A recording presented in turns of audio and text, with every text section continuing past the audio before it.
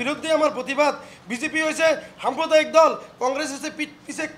আপনাৰ ছুৰি মাৰা সাম্প্ৰদায়িক দল ৰাজনীতি নকৰে ৰাষ্ট্ৰীয় ওলামা কাউন্সিলে সদায় সত্য আৰু নিষ্ঠাবান ৰাজনীতিকৰ প্ৰতীক হৈছে ৰাষ্ট্ৰীয় ওলামা কাউন্সিল আৰু আমাৰ ইয়াত আৰু হিন্দু মুছলমানৰ কোনো কথা নহয় যতে যাৰ ওপৰত অত্যাচাৰ হৈছে জুলুম হৈছে মজলুমৰ লগত আৰইচি দল সদায় খাৰা হৈছে বহুত আমি কাম কৰিছোঁ আমি য'ত য'ত এভেকশ্যন হৈছে আজি চাওক এভেকশ্যন হোৱা জেগাবিলাকত কোন কংগ্ৰেছী সাংসদবিলাকে গৈছে বা বিধায়কবিলাকে গৈছে আজি এই দৰিদ্ৰ দুখীয়াসকলৰ উচ্ছেদিতাৰ খবৰ ল'বৰ কাৰণে গৈছে নেকি আমি নিজে গৈছোঁ আমি দিছপুৰৰ পৰা দিল্লীলৈকে আমি প্ৰতিবাদ কৰিছোঁ আমি ৰাষ্ট্ৰপতি গৃহমন্ত্ৰী প্ৰধানমন্ত্ৰীক ইয়াৰ মেমৰেণ্ডাম দিছোঁ যে এনেধৰণৰ অমানৱিক উচ্ছেদ বন্ধ হ'ব লাগে যিবোৰ উচ্ছেদ কৰিছে অসম চৰকাৰে তেওঁলোকক মাটি দিব লাগে পট্টা দিব লাগে এই মানুহবিলাকক আজি এই মানুহবিলাকক এতিয়া চৰকাৰে যিটো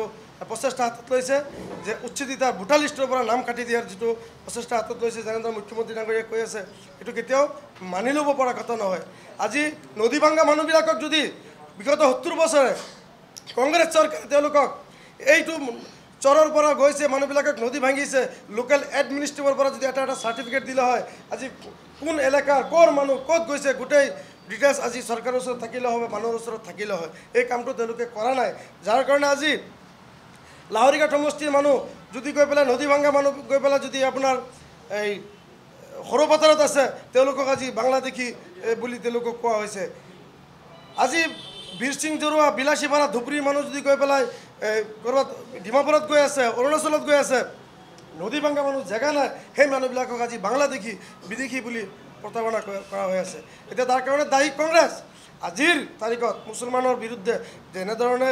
অত্যাচাৰ যেনেধৰণে কথাবিলাক কৈ আছে বিজেপিয়ে তাৰ কাৰণে বিজেপিৰ সমানে সমানে কংগ্ৰেছক দায়ী বুলি আমি ৰাইজৰ সেৱা কৰিবলৈ আমি ওলাই আহিছোঁ ৰাইজে আঁকোৱালি লৈ আছে ৰাইজে এবাৰ ৰাষ্ট্ৰীয় ওলামা কাউন্সিলত 2026 নিৰ্বাচনত আঁকোৱালি লৈ আছে ৰাইজে বিচাৰি আছে ৰাইজৰ আশা আকাংক্ষা পূৰা কৰিবলৈ ৰাষ্ট্ৰীয় ওলামা কাউন্সিল ৰাইজৰ মাজত আহি গৈছে গতিকে কোন হাৰিব কোন জিকিব মুছলমানে কাৰোবাৰ ঠিকা লোৱা নাই নহয় মুছলমানে ঠিকা লৈছে নেকি যে আমি কাৰোবাৰ কেতিয়াবা কংগ্ৰেছত জিকাম কাৰোবাৰ বিজেপিক জিকাম কাৰোবাক জিকাম কি দৰকাৰ আছে মুছলমানৰ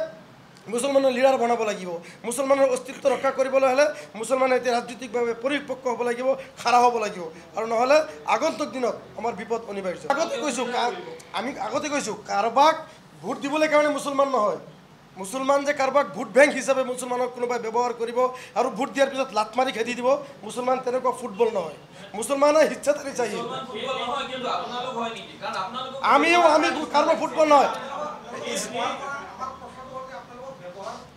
কোনো কাকো ব্যৱহাৰ কৰা হোৱা নাই আমি ৰাজনীতিভাৱে 7 বছৰত কাম কৰি আছোঁ 7 বছৰ ধৰি আমি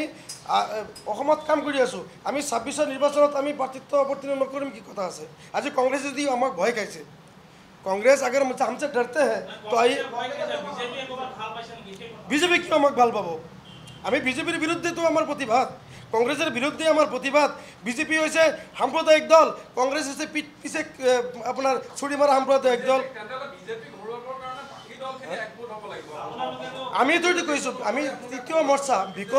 বিকল্প আমি ভাবি আছোঁ তৃতীয় মৰ্চা এটাৰ চিন্তা চৰ্চা কৰি আছোঁ কংগ্ৰেছ বিজেপিক বাদ দি বাকী আঞ্চলিক দলবিলাকে যদি তেওঁলোকে ভাবে যে বিজেপিক এবাৰ অসমৰ পৰা হেৰুৱাম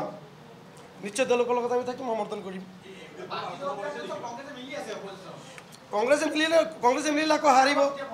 কংগ্ৰেছৰ লগত যিয়ে মিত্ৰতা কৰিব সি হাৰিব বিহাৰত দেখিছে নহয় বিহাৰ নিৰ্বাচনত আমিতো বিহাৰত খেলা নাই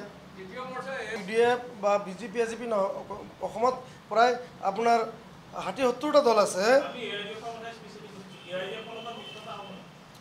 UDFৰ এতিয়া সময় আছে হ'ব পাৰে নহ'ব পাৰে दूसरी बात भाजपा आज ये चीज़ हो रही है कि भाई भाजपा को हटाना है तो कांग्रेस लाएं इस बात की गारंटी कौन लेगा कि कांग्रेस के जो तरुण गोगोई जी हैं शर्मा जी की तरह वो भी कल को भाजपा ज्वाइन नहीं करेंगे मुसलमानों का वोट लेकर आप अपने विधायक बना लेंगे और फिर कांग्रेस को ही तोड़कर भाजपा में अगर आप चले गए तो इसलिए हमारी कोशिश ये है कि असम की जनता को तीसरा विकल्प दिया जाए और अगर मुसलमान यहाँ राष्ट्रीय उलमा काउंसिल को खड़ा करता है तो फिर हम सरकार যিকোনো খবৰৰ বাবে যোগাযোগ কৰক 7099017330 লগতে 7099017110 নম্বৰত